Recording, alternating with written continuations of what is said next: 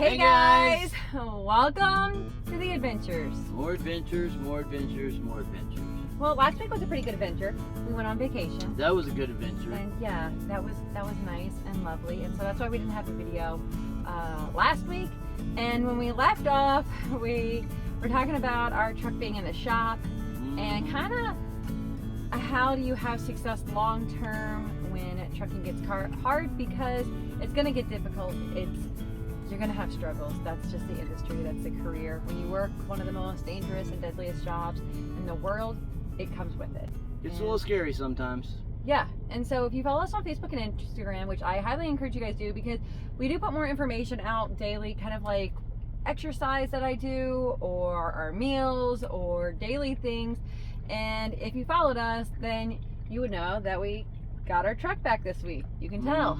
Yeah. So that was kind of nice being on vacation because they had more time to work on it. Yeah. And we went in for a knock sensor, which they said would be, a couple hour job, no problem. And then, oh, by the way, it needs six new injectors. Oh, by the way, they're on national back order. Then we get the truck back finally.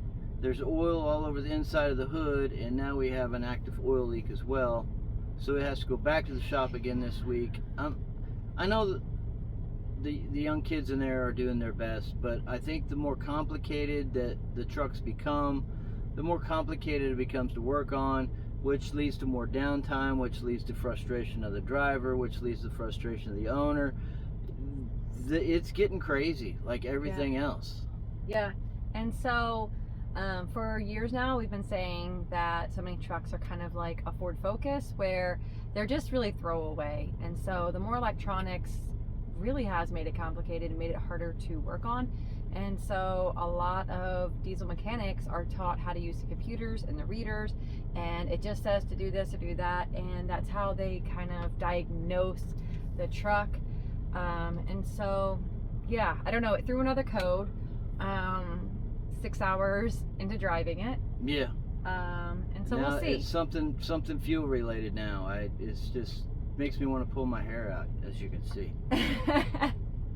But y'all, so again, we're not going to touch on completely. We're going to go a little bit deeper on how to keep persevering. So like that's what's going on with the truck. It's very frustrating. You guys see, we've made this truck into our home, and honestly, like we're in this truck more than we are home by a lot. So it does make it difficult when we step out of this truck, and really it has little Willow Jean's gonna bring one of her babies for the video. Come on. So really, by being out of the truck this much over the last 3 months, it's really kind of made us grateful for our perseverance of making this truck into a home, and how it's really just added so much value to our everyday life, how we've been able to do more things, cook better meals, shower, have more routine, a schedule, and really kind of, honestly, I think adapt most home-like life to the road life, and kind of meet in the middle. I think one of the biggest things that blows my mind is, okay, our truck goes in the shop, so we have to drive another truck, and yes, this is warranty work. the amount of stuff that I find wrong with these other trucks, whether it needs new steer tires, whether they're wearing wrong. I mean, for crying out loud, we got in one truck, and the shock on the back of the cab, the bushing was completely gone, and all the shocks are leaking. They're all bad. I mean, and part of it, it's kind of like, where do you point the finger?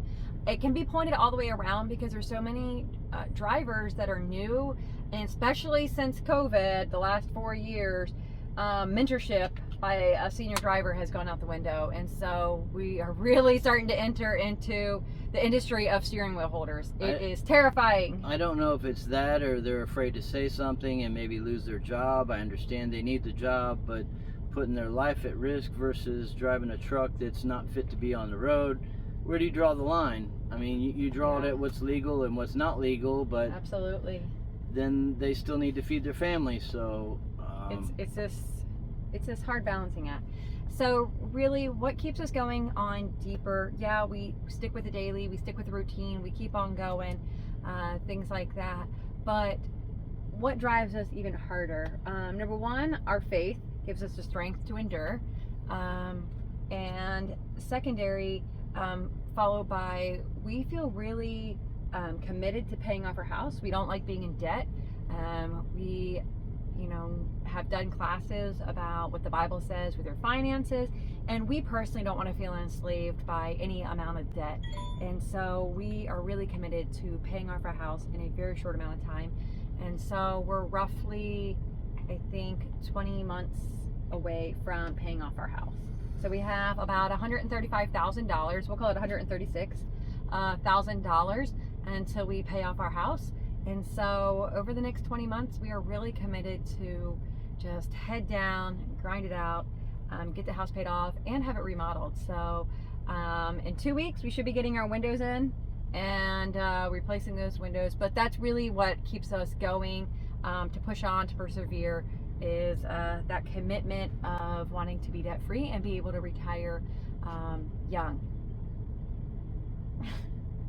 So if you're wondering, yeah, we have the truck off, because if not, the sound is like crazy. So it's starting to get hot in here. He's It's getting hot fast. Panting. Mom, hurry! Hurry, get Yeah, to it. guys, it is getting a little warm in here. But that's really what keeps committed. And so I want to encourage you guys, run the numbers, see what it takes, save money. For us, saving money is cooking in the cab and doing many of those things. We call it inflicting poverty, like self-induced poverty. So we're about ready to live the broke life. Dave Ramsey, the class we taught many times, says live like no one else so you can live like no one else. And what he means by that is live like you're poor now so you don't have to later on. So you're going to have to suffer or sacrifice for a little while so that you can be comfortable later. Yeah.